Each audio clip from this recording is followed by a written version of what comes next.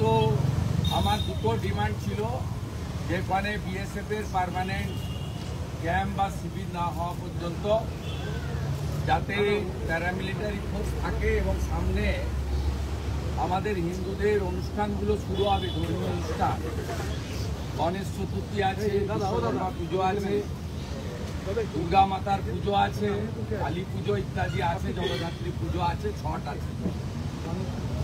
Kolkata high court আজকে Julian শামশেরগঞ্জে paramilitary forces রাখার যে যেটা আছে সেটা এক্সটেন্ড করেছেন। আরেকটা দাবি বা আবেদন আমার আছে এনআইএ নিয়ে, সেটা ফাইনাল রিপোর্ট ফরওয়ার্ড করেছেন পুলিশের কাছ থেকে, হরগোবিন্দ দাস, চন্দন দাসের খুনের বিষয়ে ডিজিপির কাছ থেকে। এটাতে আমি আমাদের সংখ্যায় কম হিন্দু যারা হুলিয়ান শামশেরগঞ্জে, মুর্শিদাবাদের, তাদেরকে আশ্বস্ত করতে পারি যে তাদের যে আশঙ্কা ছিল গত কয়েকদিন ধরে, তারা আমাকে মেসেজ করছিলেন লাগাতার যে জিহাদিরা পুলিশ এবং শাসক দলের আশ্রয়ে হুমকি দিচ্ছিল যে প্যারামিলিটারি সিআরপি বিএসএফ চলে গেলে তারপরে আবার দেখে নেব। এটা এক নম্বর গেল। বাকি আপনাদের কিছু জানি। আসলেও গতকাল আপনি একটা বিষয় সামনে এনেছিলেন যে রাজ্যের মুখ্য সচিবকে না জানিয়ে যে বিএলওরা ট্রেনিংয়ে গেছে তাদেরকে বাদ দেওয়ার চেষ্টা। মুখ্য সচিব নয় তো মুখ্যমন্ত্রী বোলপুরে সরাসরি ইলেকশন কমিশনকে চ্যালেঞ্জ করেছিলেন, বিএলওদের ধমক দিয়েছিলেন। আপনারা জেনে রাখুন, পরিষ্কারভাবে এক্সটেনশনে থাকা মুখ্য সচিব স্তাবক মনোজ পন্ত, তাকে 13cc স্মরণ করিয়ে দিয়ে বলতে চাই, 5ই জুলাইয়ের পরে নিয়োগকৃত একটাও বিএলও উইথ ভ্যালিড রিজন এবং সিওর অনুমোদন ছাড়া আপনি আইনগতভাবে চেঞ্জ করতে পারেন না। এবং আমার বিশ্বাস সে বার্তা তিনি পেয়েও গেছেন। মুখ্যমন্ত্রী এই বিষয়ে হস্তক্ষেপ করতে পারেন না। মুখ্যমন্ত্রী পলিসি মেকার। ইলেকশন সংক্রান্ত বিষয়ে আপনাদের আবারও বলি, এমনি তো সংবিধানের 324 থেকে 329 ক্লিয়ার আছে, আর রিগার্ডিং ইলেকটোরাল রোল 13cc পড়ে নেবেন।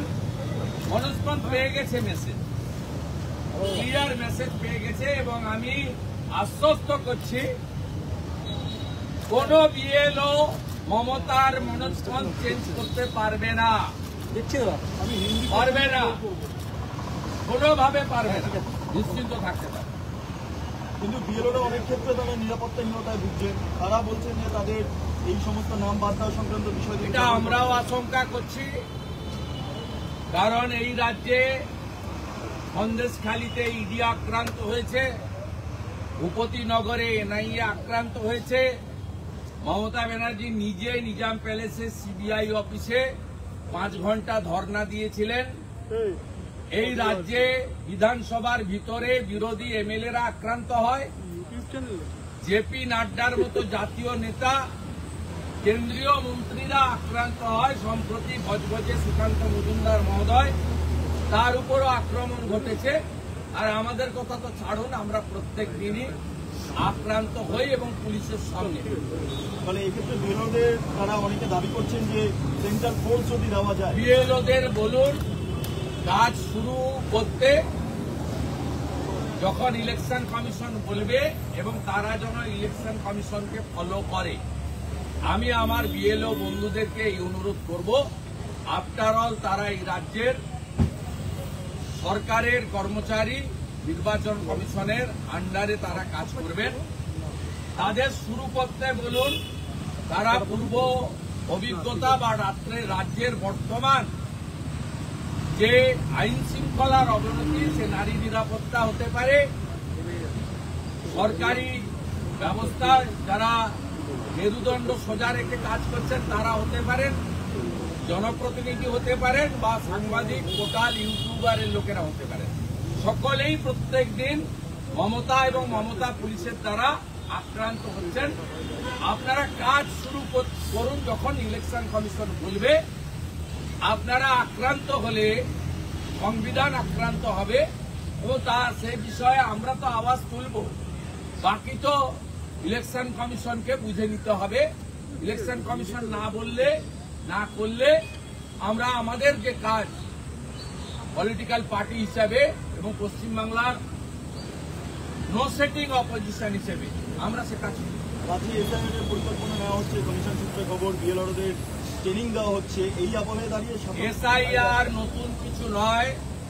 2002 সালেও এই রাজ্যে হয়েছে, যার মূলে 2004-এ ভোটার লিস্ট বেরিয়েছিল, 26 লক্ষ নাম বাদ চলে গেছে।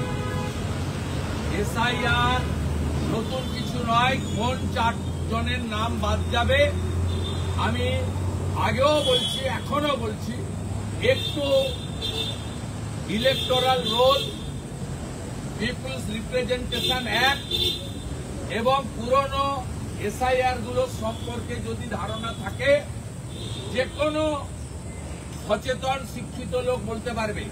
আমি ওই কথাটাই বলছি, 4টে ক্যাটাগরির নাম থাকবে না। খালা মমতা যত চেষ্টা করুন পারবেন না রাখতে। এক হচ্ছে মৃত ভোটারের নাম থাকবে না, ডবল এন্ট্রি ভোটারের নাম থাকবে না, 3 হচ্ছে অস্তিত্বহীন ভোটারের নাম থাকবে না, 4 হচ্ছে রোহিঙ্গা এবং বাংলাদেশি মুসলমানের নাম থাকবে না।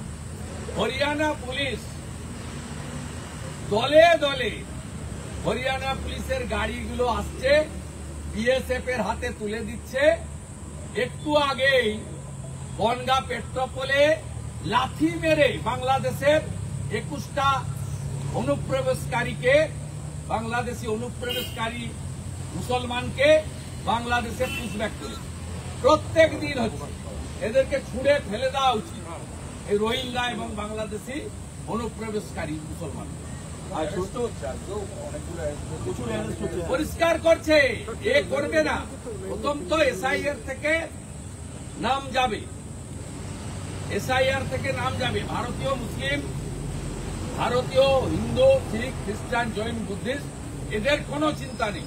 এমনকি বাংলাদেশ থেকে ধর্মীয় কারণে আসা যারা শরণার্থী, যারা অনুপ্রবেশকারী নয়, তাদেরও কোনো চিন্তা নেই।